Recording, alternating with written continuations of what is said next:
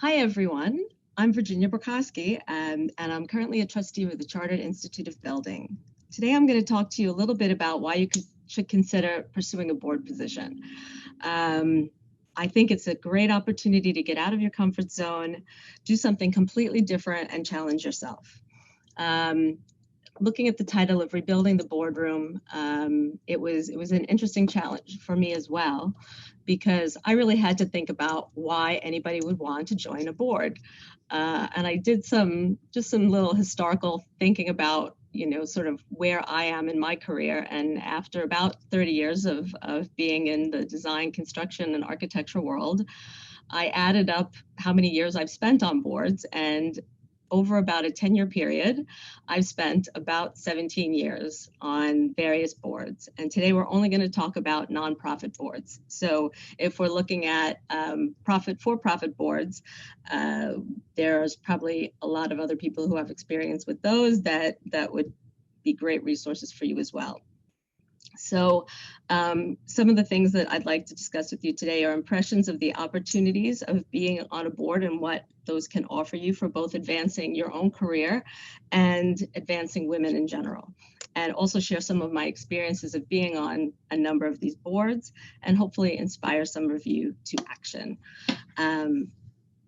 I will revisit my experiences on all of these boards in a little bit. But the idea really, in terms of looking at being on a board, is what does being on a board do for us as women and as professionals in our industry? And really, as we look at it, it provides us an opportunity for access, which then gives us some visibility, both for ourselves and into organizations. It gives us an opportunity for representation. It gives us a voice, influence, and ultimately power. As we look at each of these terms or words, right, they're buzz phrases, but they do mean something. So access is sort of our first opportunity when we look at entering the world of boards, right? It's a way to do something different than your day-to-day work. You may be on a construction site, you may be a bit junior in what it is that you're doing. So it's a foot in the door. It's your opportunity to see something from a different perspective. It's a way to learn new skills. One of my first opportunities on a board, I was able to set up meetings, even just ordering catering for a meeting, finding ways to do things in a different way. It's a way to grow your network, to find other people who are doing things that you're doing or doing them in a different way. A way to access information about an organization, about different people in different organizations, but doing the same thing you're doing. Way to gain new insights and use new tools. And it's that sort of that first stepping stone into a different world that you may not necessarily have access to within your day-to-day job. As the next step, once you've got that access, then the next benefit that I would see is visibility into the organization or the company that you sit on the board for. So one of the early boards I sat on for was the Construction Managers Association of America, which is a national organization in the US. And also another organization that is very woman-focused is the Women's Transportation Seminar. So if you pick an organization or a company that is very supportive, you can see that there are ways that increases their visibility and your visibility. So it's a way for you to be seen and for people to see you. And again, it's just taking your job role, finding skills that either complement or challenge you to take the next step. In terms of representation, so now you've got the access into a company and you've got the visibility. Your next ability is to be representative. So you are representing that company, you're representing, or that organization, you're representing the company that you work for, And you're representing yourself and your qualifications, and you're also representing yourself as a woman. And in this conference, as we discuss women in construction, we need to be looking at the big picture. We need to be looking at women and how much we have achieved and how much further we still have yet to go, and create opportunities both for ourselves and for those women who are coming behind us. We are looking at ourselves as role models, and I never thought that I would come to a point where I would be the role model, and here I am. And then as you sit on boards, you realize that especially boards that are not fully for women's organizations, and some of the boards that I've sat on are for women's organizations, but that you are the representative for your entire gender. So as you sit on that board, you are the woman on the board, or maybe one of two women on the board. And people look to you as if you represent the entire female race. So your actions are amplified and representative, and you always have to be cognizant of that with everything you do. So as much as you are yourself, you bring another set of sort of responsibilities to the table. But you also bring a bright light to the table. And I don't necessarily agree with the some of the attributes that are assigned to women, and how we bring a different sort of viewpoint to boards. But I do believe that we bring ourselves and whatever that means to us to a board, and that is increasingly important in today's world.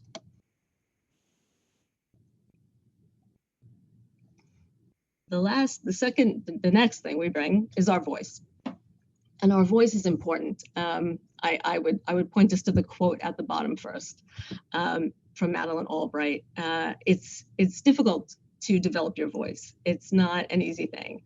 And with each successive place that I've been, not only on boards, obviously, but also throughout my career, developing your voice is a challenge.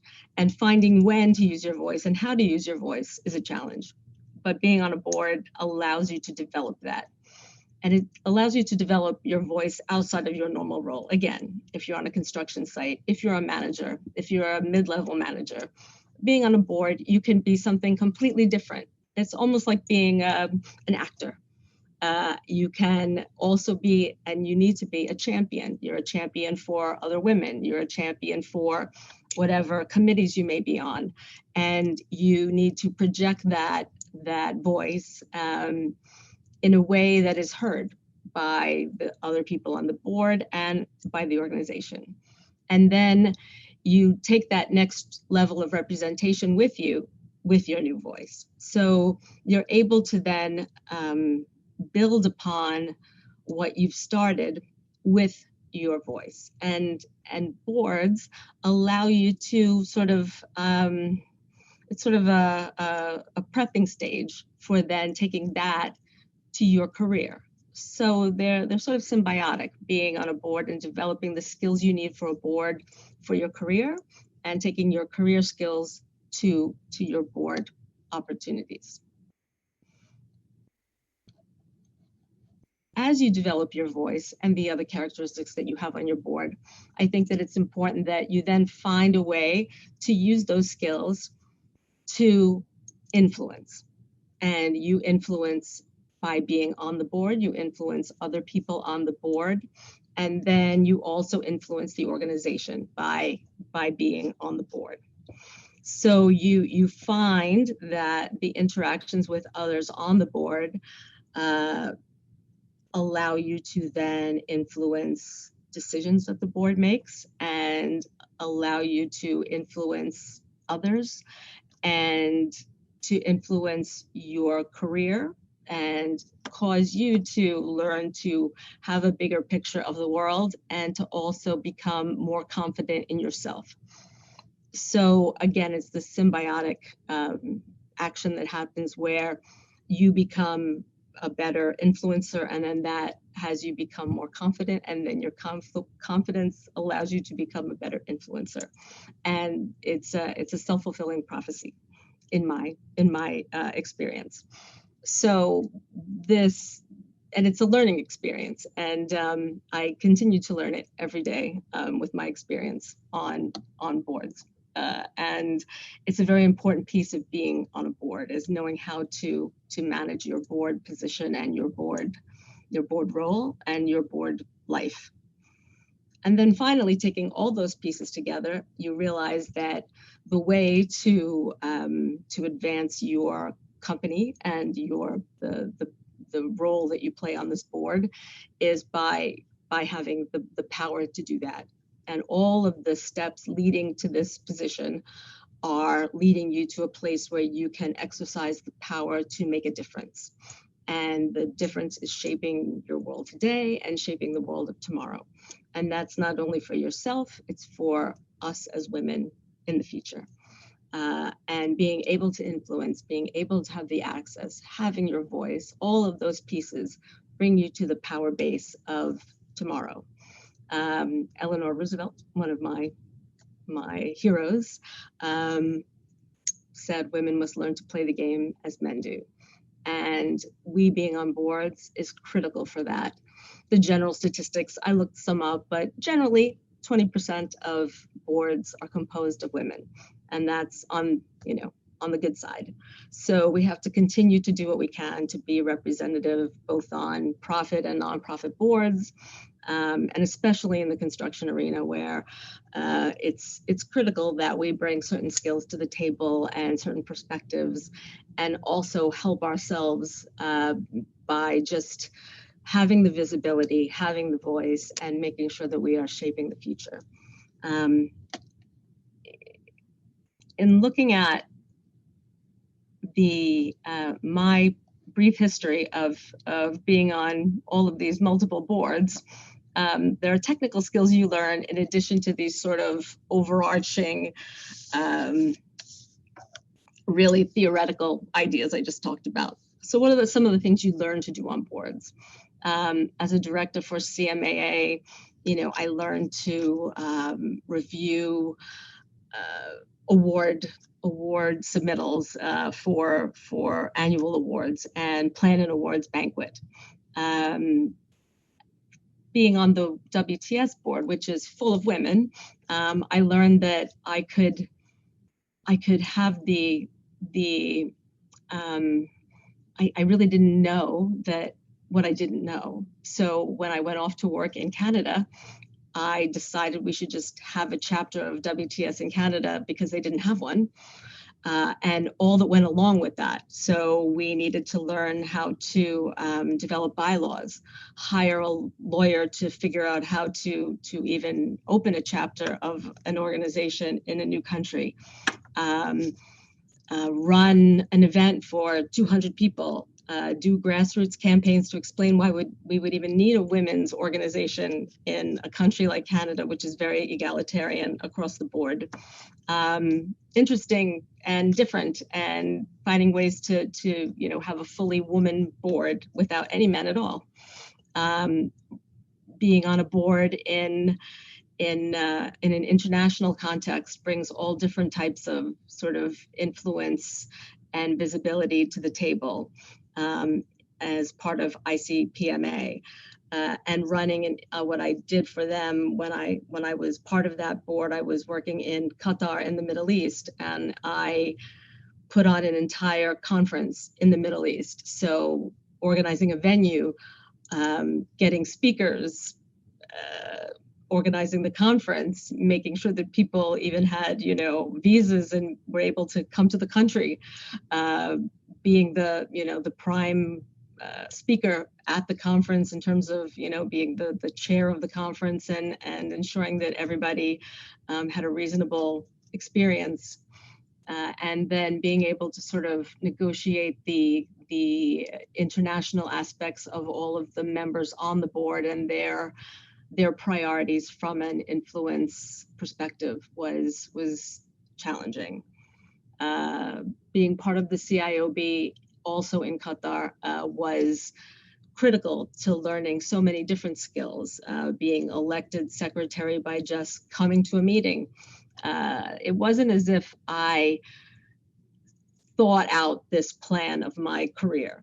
These things sometimes happened, as a member of course. So it was interesting to figure out how to navigate your career while these things happen to you. And then certainly becoming trustee as the pinnacle of being on a very important board is and embracing all of the skills and benefits of that is just sort of the way of taking the visibility of women and the influence and power structure to the nth degree, and being able to both put together a corporate plan and be part of that, and be part of the search and hiring of our CEO, who happens to be a woman.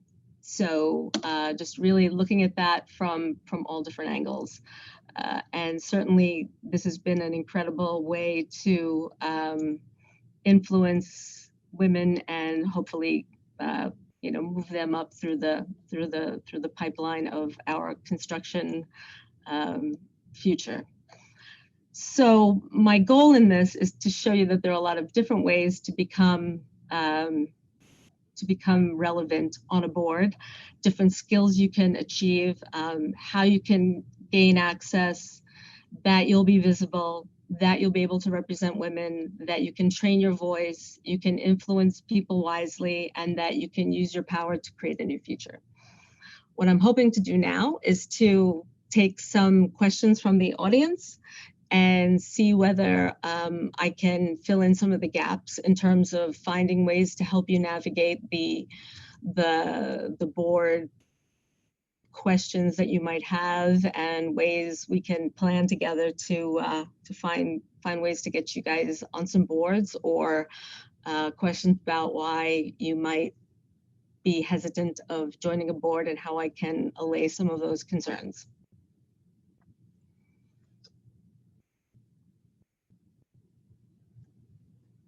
And I know we do have one first question from earlier on, asking about how we can look at org charts and see if, when we look at the org charts, if we can see that there are demographics missing in an organization, and how leadership can be reflected in looking at an organization through an organizational chart. And I do agree that there are ways that we can definitely see if there are sort of things missing by looking at who's representative of certain groups within an organization, and that is definitely very important.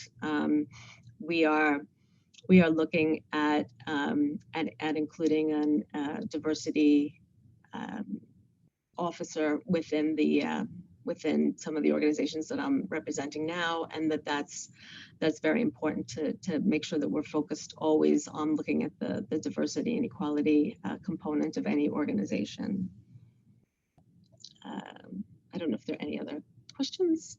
If I can see if there are any other questions out there, and if you guys know how to send questions to me.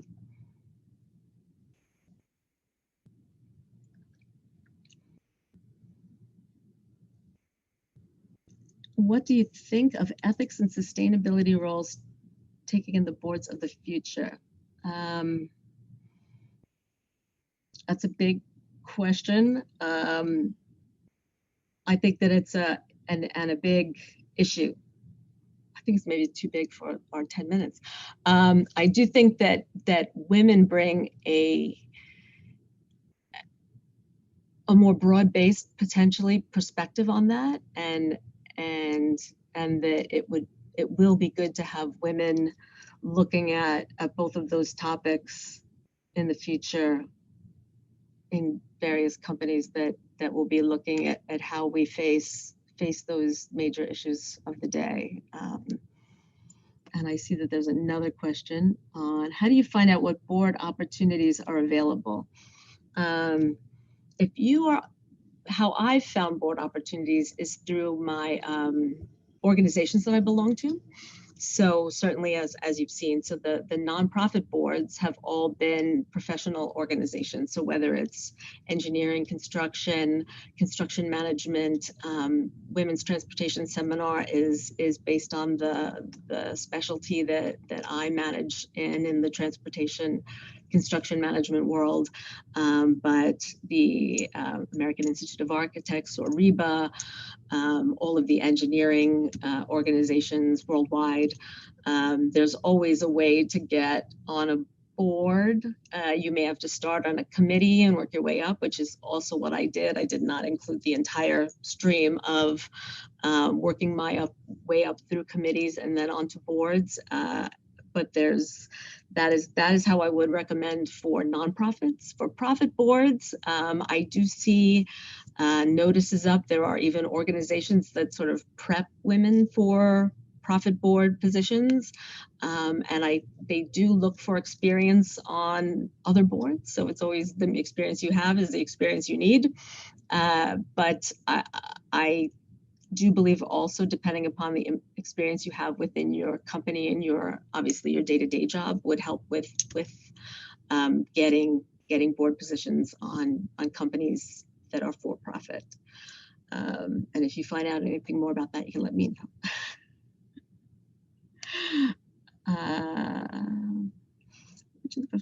What should the first priorities be for a newly formed corporate board? Again, I'm not an expert on corporate boards, so I'm going to leave that question open for others to answer. What is the typical time commitment?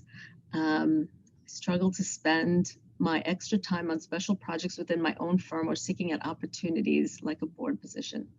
That's a good question. And I had, at one point in my career, I even organized a talk on, how to prioritize your time on organizations, not even at the board level, but just belonging and going to events. And in addition to all of these wonderful things that you can do once you're on a board, do you have a passion for that organization and that company that might be calling to you, right? And you really do have to have that passion. And then you kind of make time for things, right, that you have a passion for. And then does it speak to your strengths in terms of your future, right? So do you see that complementing your future and your career? So in terms of CIOB and WTS and CMAA, they all married to my future. And then do the people that are part of those organizations in that board complement you in terms of skills that you need to learn, and also people that you like, right? Because you do want to be able to have the ability to spend time with these people and really have them be part of your professional and personal circles. And then I would say that you canvas your company and your circle of colleagues that you have now, and see whether that organization or that other company that you're considering a board position on really makes sense in your future envisioning of your career and your position, and does it make sense to spend time adding that to your repertoire of your circle, right? And putting all those pieces together, and all of that has to click to really spend time, because our time is limited in what we can do in our worlds. And then what is a typical time commitment? I think that it depends on the organization. Meetings can be quarterly. You want to do reviews of reports beforehand. Some meetings are less than quarterly. I would say at least quarterly. So maybe, 5 hours, 6 hours a month. It's not as much the hours, it's the time you put in before and after, and the reason to branch out and spend more time if you're interested. I'd like to wrap up now just by saying that I appreciate having all of you here. It is really an important aspect of your career to at least be involved in organizations, and that if you can elevate that to join a board and to find a way to take our cause of advancing women as well into that board framework, and just create a more equitable world for all of us in construction, that I really encourage all of you to take that next step. And I'm available for any kind of conversations you'd like to have about any of this after this. I believe my contact information is part of the organizational package. So thank you everyone for joining, and I really appreciate it, and I wish we were face to face, but maybe next time. And